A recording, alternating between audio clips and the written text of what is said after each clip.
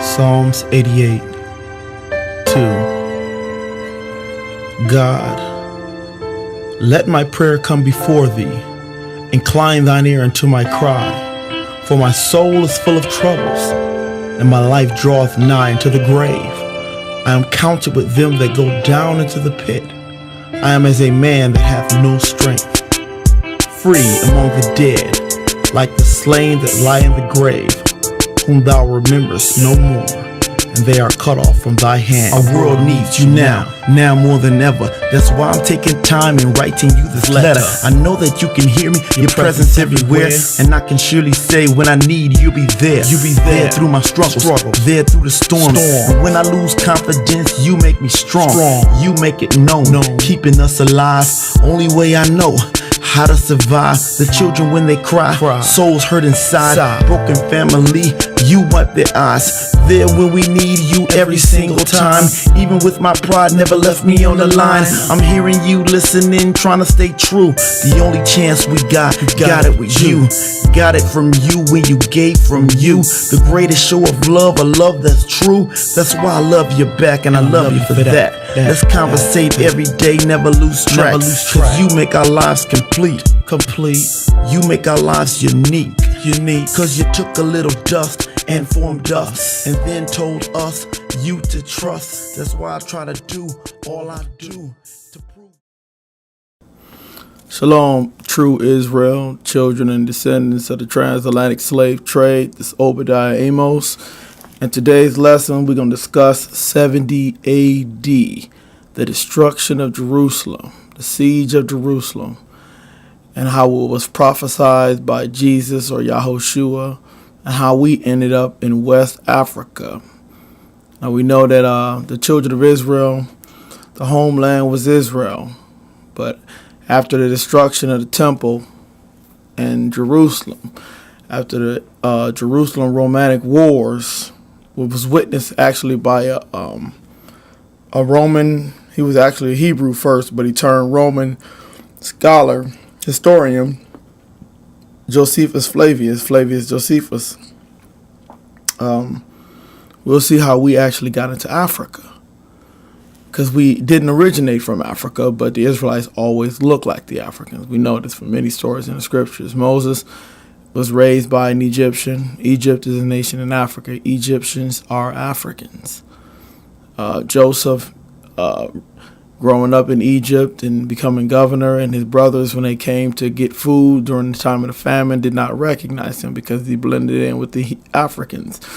Jesus, even when he was a baby, his mother and father were told, or his father was actually told, Joseph, not his blood father, but his stepfather, Joseph, was told by the angel, because Herod wanted to kill the children born in Bethlehem, to get up and take them into Egypt.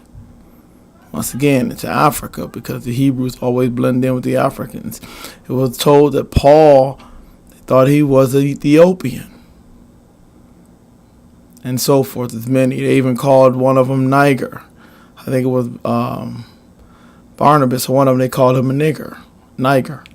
Nonetheless, we're going to study this 70 AD, how we got into Africa, the destruction of Jerusalem. First, we're going to go to Matthew 2. Verses 13 through 21. It's going to describe how Christ was actually told, Christ's parent, father, Joseph, was actually told to take Christ and his mother into Egypt. Matthew 2, verses 13 through 21. And we read, Matthew 2, verses 13, and we read, "And when they were departed, behold, the angel of the Lord appeared unto Joseph in a dream, saying, Arise, and take the young child and his mother, and flee into Egypt, and be thou there until I bring thee word, for Herod will seek the young child to destroy him. When he arose, he took the young child and his mother by night, and departed into Egypt, and was there until the death of Herod, that it might be fulfilled, which was spoken of the Lord by the prophet, saying, Out of Egypt have I called my son. Then Herod, when he saw that he was mocked of the wise men, was exceedingly wroth, and sent forth and slew all the children that were in Bethlehem, and in all the coasts thereof, from 2 years old and under, according to the time which he had diligently inquired of the wise men. So it's like, the Christ child were probably around 2 years old, because he had sent them, and this was the time inquired of them was 2 years. So he killed every child that was 2 years and under. Then was fulfilled that which was spoken by Jeremy the prophet, saying, or we call in the Old Testament Jeremiah the prophet, saying, In Ramah was there a voice heard, lamentation and weeping, and great mourning, Rachel weeping for her children, and would not be comforted, because they are not. But when Herod was dead, behold, an angel of the Lord appeared in a dream to Joseph in Egypt. They were still in Egypt, saying, Arise and take the young child and his mother, and go into the land of Israel, for they are dead which sought the young child's life. And he arose and took the young child and his mother, and came into the land of Israel. We'll see right here, Joseph was told to take the Christ child and his mother, Miriam, or Mary, we call her, and take them into Egypt until Herod, who sought his life, was dead. Once again, letting you know that when the Israelites fled, they always fled into Africa because we could blend in with the Africans. Now, if he would go into Europe or Rome, he would stick out like a sore thumb. It was a reason why he was told to flee into Africa. Now we're going to talk about the 70 AD, because this was another time. As a matter of fact, it's often called the times of vengeance, because it describes the destruction would happen in 70 AD to the land of Israel and Jerusalem because of our people's disobedience. This was the final chapter in the vengeance saga of the Israelites, and we're still living in this right now, because this was going to last until the Messiah comes. We're going to go to Luke chapter 21, verses 20 through 24. Luke chapter 21, verses 20 through 24. Let's get. And when ye shall see Jerusalem compassed with armies, then know that the desolation thereof is nigh. So Christ was letting them know, when you see Jerusalem being surrounded by armies, know that desolation is coming. This is the time of y'all judgment, because y'all wouldn't hear the words of the prophets. Verse 21. Then let them which are in Judea flee to the mountains. What mountains? The mountains that are south of Jerusalem, the mountains that are south of Israel, going towards Africa. Remember, when they came out of Egypt, they crossed the mountains. Remember that. Moses went up into the mountains, southern, in the Arabian area, going towards Africa and Egypt. Verse 21, we're going to read it again. Then let them which are in Judea flee to the mountains, and let them which are in the midst of it depart out, and let not them that are in the countries enter therein too. So he said, if you're not in the city, don't come in. Leave, flee now. Destruction is coming. Verse 22, for these be the days of vengeance, that all things which are written may be fulfilled. But woe unto them that are with child, and to them that give suck in those days. For there shall be great distress in the land, and wrath upon this people. He said, woe unto them with our children, because it's going to be so terrible. You're not going to want to have to worry about feeding a child. You're talking about famines and horrible things. I mean, you're talking about the entire Roman legion coming down. It was war. Brutal war. And giving suck in those days, women wouldn't even have the strength to give suck to a child in those days because of the famine, let alone feed a child. Verse 24, and they shall fall by the edge of the sword. Talking about they're going to die by violence, by war. and shall be led away captive into all nations, and Jerusalem shall be trodden down of the Gentiles until the times of the Gentiles be fulfilled. So he said right here that not only is going to be great distress and woe unto them that have children and days of vengeance, and if you're in the city, leave. If you're not in the city, don't come in, and such, but he said they're going to die by the edge of the sword.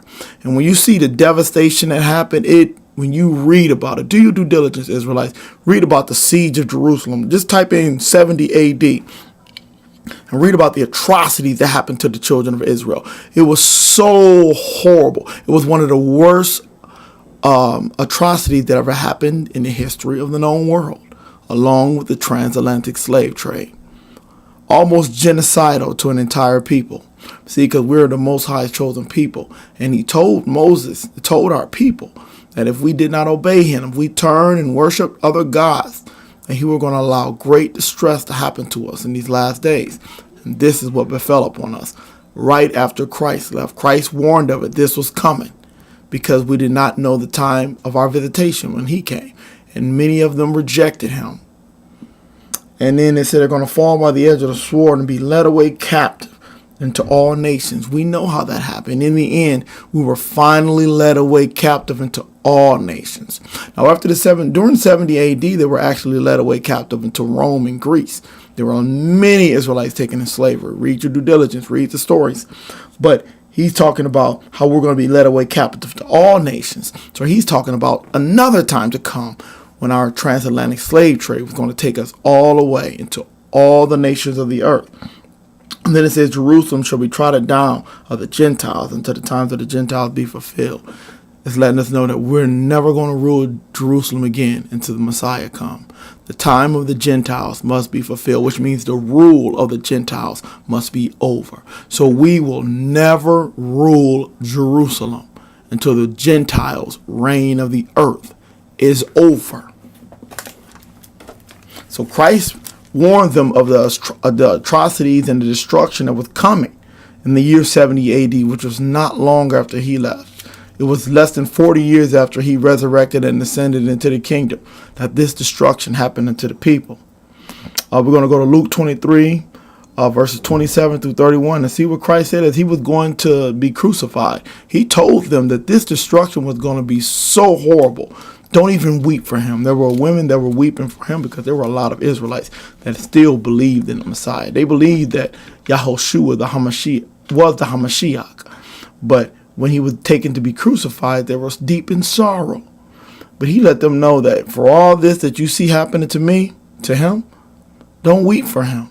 Weep for your children and yourselves. Because the times to come, which we seen happen in 70 AD, under General Titus and his father, Emperor Vespasian, after Nero died, was a horrible, horrible thing to come to pass. So we go to Luke chapter 23, verses 27 through 31.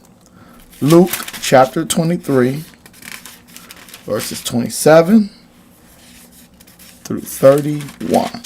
And we read 27. And there followed him a great company of people and of women, which also bewailed and lamented him. So they were crying. This is when he was taken up to be crucified. But Jesus, or Yahushua, turning unto them, said, Daughters of Jerusalem, weep not for me, but weep for yourselves and for your children. For behold, the days are coming, in which they shall say, Blessed are the barren. Once again, here we go again. He's talking about woe unto them that have children or suck in those days. Blessed are the barren. Keep reading. And the wombs that never bear, and the paps which never gave suck. Once again, so we know we're talking about the same time. Then shall they begin to say to the mountains, when we said, go to the mountains, fall on us, and to the hills, cover us.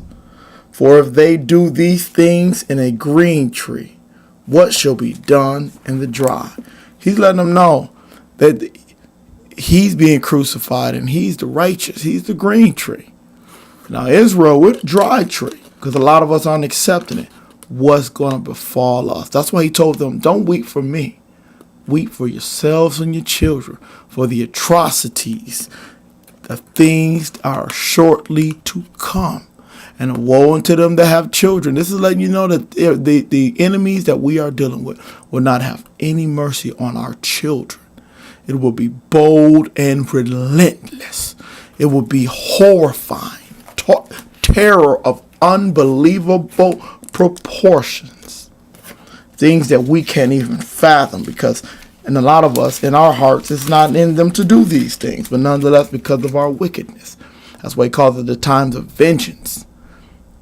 Because we did not know the time of our visitation, the wickedness that we did against our Heavenly Father. All right, let's go back to Luke 21, and we're going to talk about how Christ said one of the major things that's going to happen during this time is the temple is going to be destroyed. And if you read into 70 AD, that was one of the major things, that the temple in Jerusalem was destroyed, and not one block upon another stood. It was totally obliterated. And the temple was one of the most majestic, what am I trying to say, the most beautiful, sought-after things in the world at that time. The temple in Jerusalem with its splendor and decor. And being that it was destroyed showed the end of our empire. Luke 21, verses 5 through 6. Verses 5 through 6. Luke 21, and we read verse 5. And as some spake of the temple, how it was adorned with goodly stones and gifts. How it was adorned. It was beautiful. He said, verse 6, as for these things which ye behold, talking about the temple, the days will come, in the which there shall not be left one stone upon another that shall not be thrown down. So Yahushua right there is prophesying of the destruction of the temple, not just the destruction of Jerusalem, the people, the children, but the temple. He's telling them of the horrible things to come, the horrible things to come to us as Israelites because of our great wickedness as a people. Now we're going to read the last chapter. We're going to read Luke 19. We're going to sum this up real quick. Luke 19. Verses 41 through 44. Luke 19. Verses 41 through 44. Verse 41. And when he was come near, he beheld the city and wept over it. So this is talking about how Christ, he looked and he beheld the city. And he wept over the city. Once again, because he knew what was coming. See, he's the Most High's son, so he steps outside of time. He knew exactly what was coming. And he wept over it. Saying, verse 42, saying, if thou hast known, even thou, at least in this thy day, the things which belong unto thy peace, but now they are hid from thine eyes. If you've only know the things that's going to disturb your peace, if you know the things that's coming to happen, but they're hidden from your eyes, you don't know it. Verse 43, for the days shall come upon thee, that thine enemies shall cast a trench about thee, and compass thee round, and keep thee in on every side. Remember, he said, when you see the army circle the city, know that your time is near. Verse 44, and shall lay thee even with the ground. Going to lay you to the ground. They're going to kill you. And thy children within thee. Whoa, the children within thee. These are talking about the babies in the womb. So they're not going to kill just you, but they're going to kill the children that are in the womb. That lets you know that they'll kill all the rest of the kids and everybody else. Because, as people, we have more mercy on the child than any other person. So if you don't have a mercy on the child in the womb, you don't have mercy on anybody. Verse 44 again. and shall lay thee even with the ground, and thy children within thee, and they shall not leave in thee one stone upon another, because thou knowest not the time of thy visitation. And this is Christ letting them know, because they didn't know the time of their visitation. They didn't read. They didn't heed. This is why it's so important for us these days to heed and read the word of the Most High, so that we can be children of light and not children of darkness, and knowing the times of the end. They didn't know the times of his visitation. They betrayed him. Not all of them. Not all. The chief priests and the scribes, but they were very influential with the people. They were so influential with the people. The one in his inner circle named Judas or Judah betrayed him to the priest. Now this is very important. This is why it's so important that we as Israelites, that we as a people, must follow the word of the Most High for when those days come again. And they're coming. I mean, we're still in these things. But when the time of destruction comes again, that we can prepare to make sure that we follow the ways of the Most High. Okay, now I'm going to read an excerpt from, because there was a general, I told you before, there was a general named Flavius Josephus, who was actually, his name was Joseph Matthias or so. He was an Israelite turned Roman. He was actually birth Israelite, but he was helping with the Jewish. He was helping with the Jewish fight until he decided to side with the Romans, because he didn't think that they could win. And he was going around trying to persuade the Israelite people to surrender and not fight, because he believed that fighting against the Romans, they were fighting against the judgment of God. Anyway, this is one of the statements that he made in a book written by a man named Rudolph Winsor. He made the statement, and Rudolph Winsor put it in one of his books. But you can do your due diligence and look up the entire work of Flavius Josephus, and you can see that Flavius Josephus actually said that many of the Jews went into Africa. Okay, we'll read this excerpt from the book, Babylon to Timbuktu. In the year 65 BC, the Roman armies under General Pompey captured Jerusalem. In 70 AD, General Vespasian and his son Titus put an end to the Jewish state with great slaughter. During the period of the military governors of Palestine, many outrages and atrocities were committed against the residue of the people. During the period from Pompey to Julius, it has been estimated that over 1 million Jews fled into Africa, fleeing from Roman persecution and slavery. The slave markets were full of black Jewish slaves. This is known history that the Israelites ran and fled into Africa. Like I said before, when Christ was a child, his stepfather Joseph was told to flee and take him and his mother into African Egypt. And so that they can flee. So it was known with the Israelite people when being persecuted to flee into Egypt, because they can blend with the people, especially when you got Romans to the north that are not the same people. We know what Italians look like. This is not racist. These are facts of history. This is the truth. If you look at it, Rome is more to the north. From a map, you can look. Rome is actually more to the northwest of Israel. So why would they even go to the north? Why take a chance in running into the Romans or the Grecians, which are almost similar people? And then to the south, running into the Idumeans.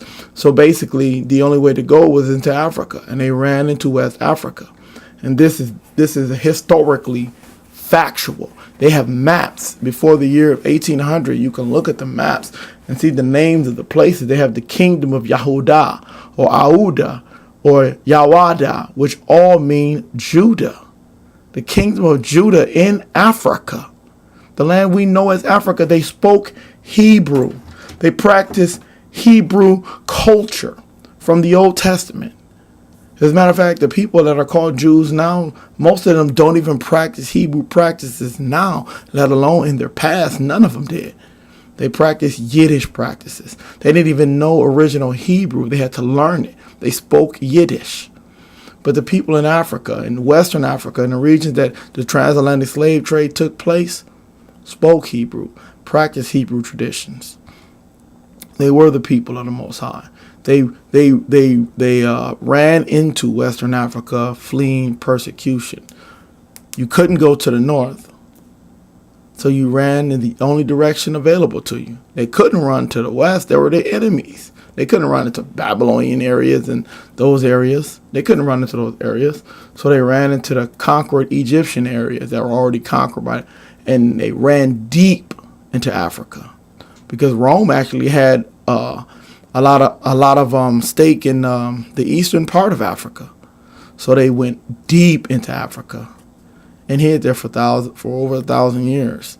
And then when the Atlantic slave trade started, well, before that it was actually the Arab slave trade, and then the Atlantic slave trade, prophecy fulfilled itself. They were carried away captive into all nations.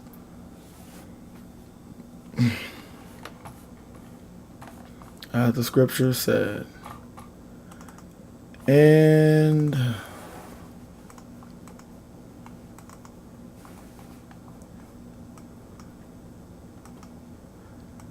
that sums up the end of our lesson today. How we got into Africa. We got into Africa during the time of 70 AD when they were being destroyed by the Romans to the north, and we ran to the southwest into Africa. We're 1,000 or so years later, 1,000, maybe 1,300 years later or so, we were taken captive by the descendants of the Romans and such, and carried away captive into all nations. Do your due diligence, Israelites. Don't take my word for it. Do your historical study. Shalom.